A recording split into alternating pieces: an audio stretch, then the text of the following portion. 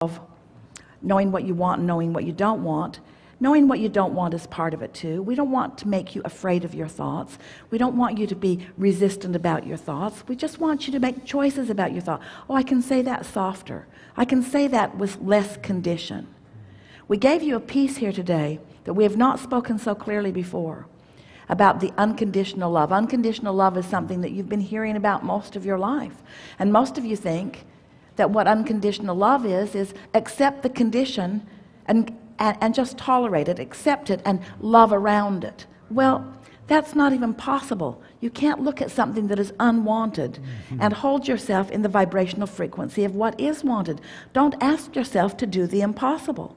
So when we're talking, and we gave a very good demonstration of it for you here today, so there is a vibration that will turn to thoughts and emotions that will eventually turn to results, to bodily conditions, to physical manifestations, to buildings and projects and empires and relationships. In other words, these vibrations will turn to the tangible, meaty things that you want to embrace in this physical life experience.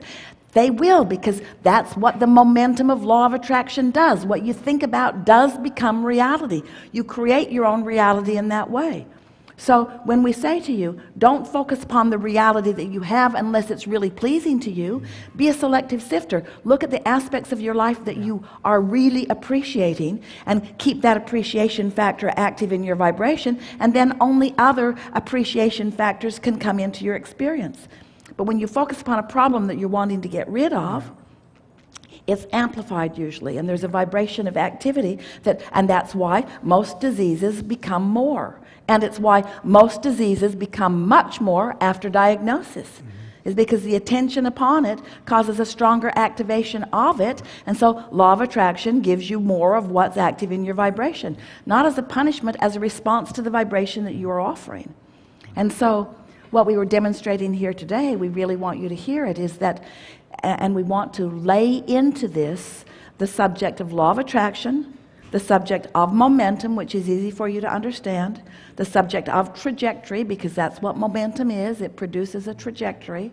And then we want you to think, with all of those thoughts still moving in your mind, we want you to think about the subject, the condition.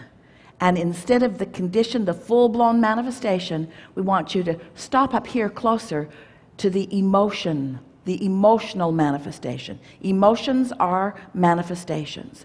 And if you can be happy with the bliss, with the ease, with the feeling of well-being, if you can be happy with the emotion that you have produced because you stayed off the subject altogether.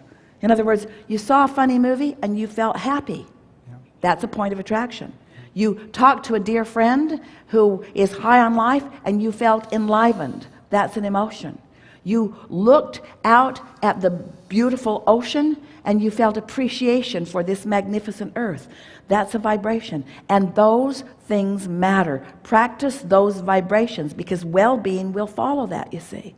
But if you try to go too far too fast into the condition, checking for the results, let's take score, let's see how much this good feeling thought has given me, let's look at the manifestation. Oh, it's not there yet. Now, it's not that you've undone the momentum that you've achieved, but you certainly slowed it down.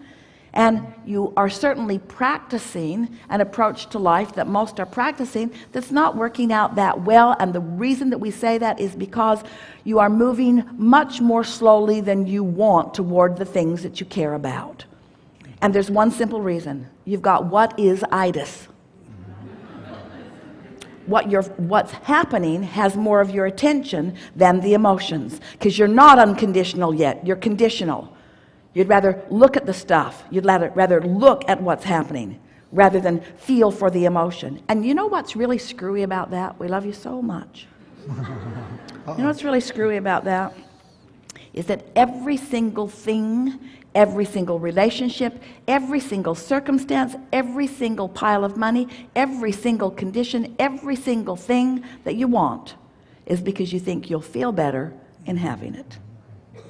Wouldn't it just be great if you could just feel better and then have it?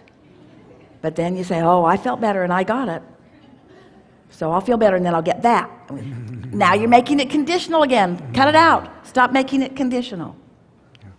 Yeah. Really good conversation. Yeah. Really good. Yeah.